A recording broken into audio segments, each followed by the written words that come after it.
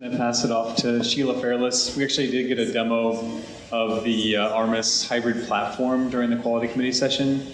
That will be up and running with our VCSQI data in the very near future, so please be on the lookout for how to access that information.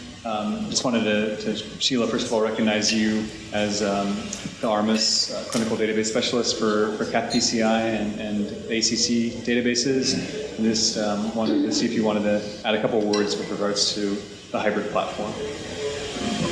Yeah, we did about 45 minutes earlier with the group that was in here going through some of the things that we will actually be doing in the very near future, and then also what we're doing now with hybrid analytics. And part of that was the information that was just a snippet, really, of the information that is available in the hybrid analytics tool. The that tool is real time, and we can do that data as has been described, either if you're using ARMUS directly or if you are not using ARMUS directly like you do with Ceres and you upload data for surgery.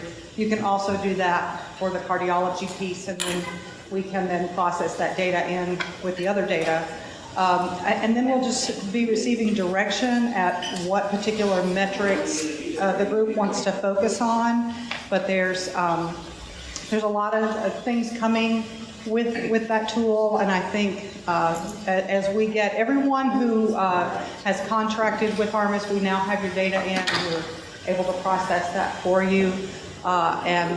So as soon as the next ones come on board, we'll be happy to work with you and get those. We will set meetings with you to get that data uploaded and make sure everybody knows what they're doing and get through that process. So are there any questions for me about that process or what all we'll be doing with that?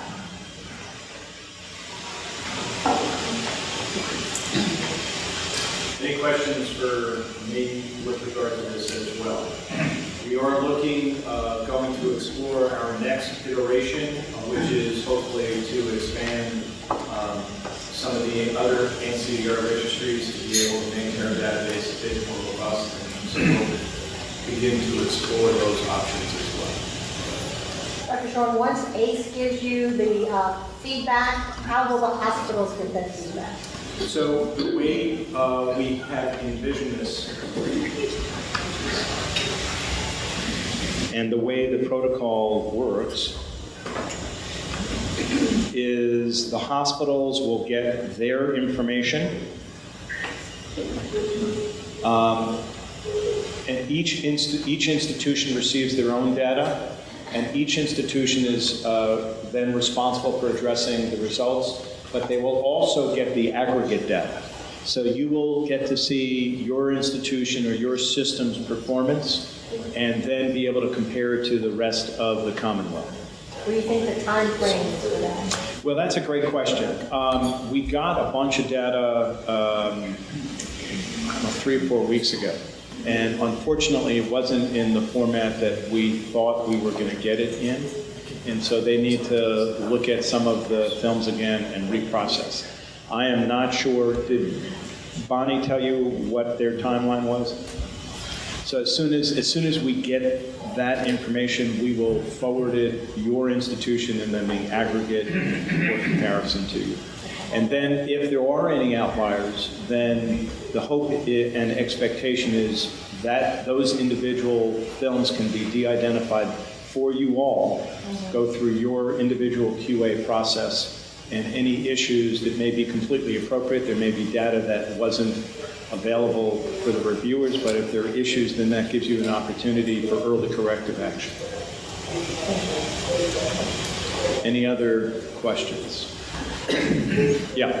What kind of a report is it going to be? I mean, if somebody says, no, I think it's a 70% study, it's not a 60% study, that's not exactly actionable data. So Right. How are you going to do that? So the actionable data that we felt, and this was somewhat based at the same time, the culprit trial, greater than or less than 50%. So if it's clearly less than 50%, that probably shouldn't have been intervened on. And if it's there's So it's just angiographic, so Correct. suppose there was a nuclear stress test that showed that there was ischemia or an FFR data from Right. a particular lesion. Great question. The FFR data, if it's in the NCDR CathPCI, would be useful. The notion being that that would be an opportunity for the institution to review the case and say, yeah, the FFR was 0.4. So even though it looked like it was a 40%, there must have been some eccentricity to the lesion, and that was completely appropriate. But this report would only deal with the angiographic data, or would take that into? Yeah, so this is an angiographic review, and part of the reason why we started with the angiographic review, frankly, was trying to both pick low-hanging fruit, but also to be able to keep the cost manageable.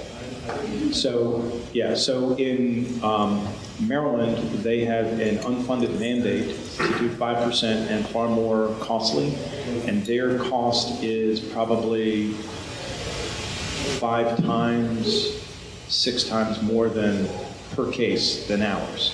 So could we expand this? Absolutely. But at this point, this is meant to be a first blush. I will say that I've had some discussions with the folks in Maryland to be able to see whether or not we can apply our data to their review and see how much we miss. Or our process, not our data, but our process to their data. Anything else? Any other questions?